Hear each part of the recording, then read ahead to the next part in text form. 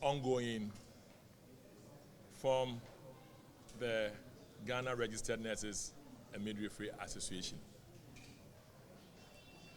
It is the belief of the minority in this House that government has and is acting in bad faith as far as this standoff is concerned. Again, it's our belief that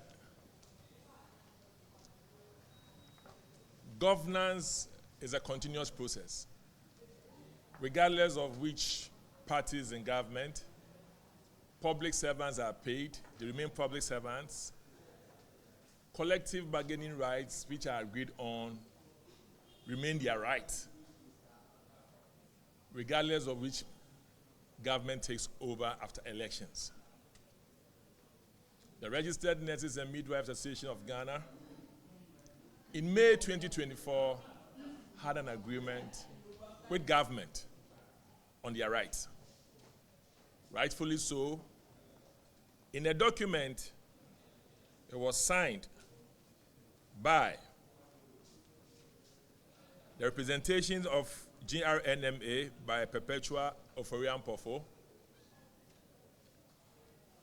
the Fair Wages and Salaries Commission by Benjamin Atta, the Chief Executive Officer, the Ministry of Health by the Chief Director Hafiz Adam,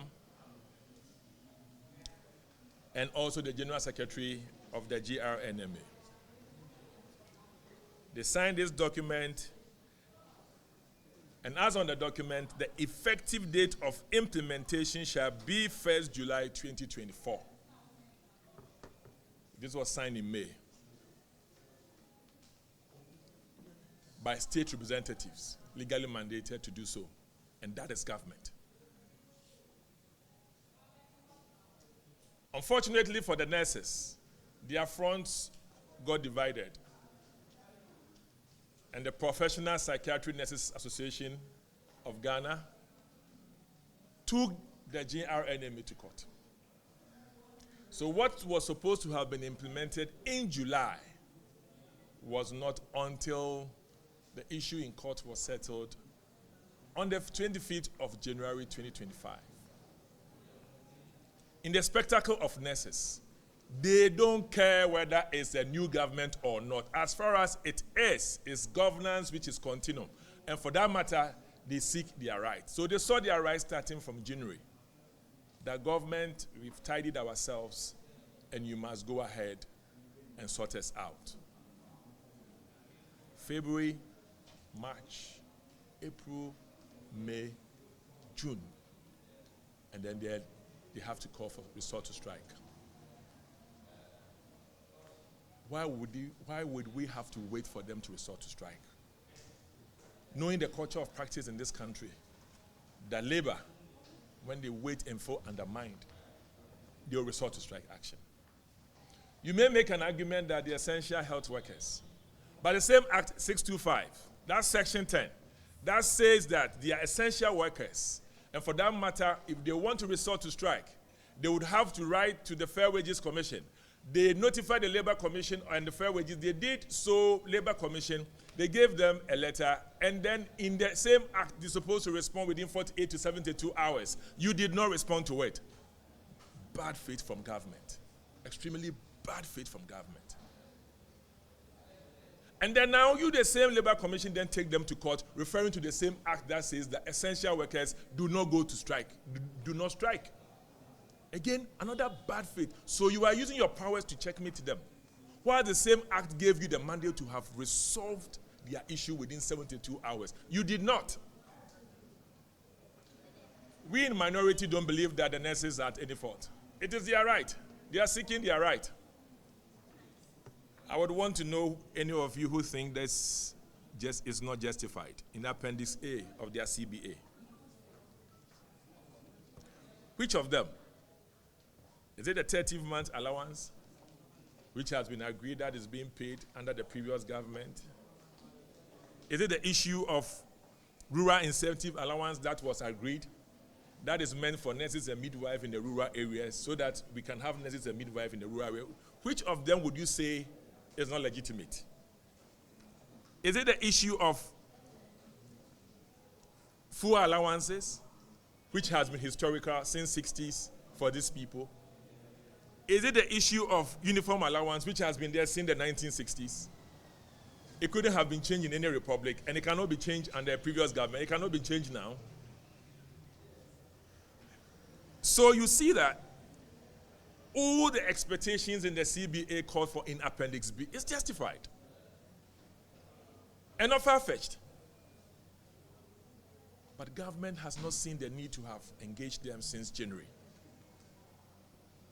They feel undermined as far as their rights are concerned.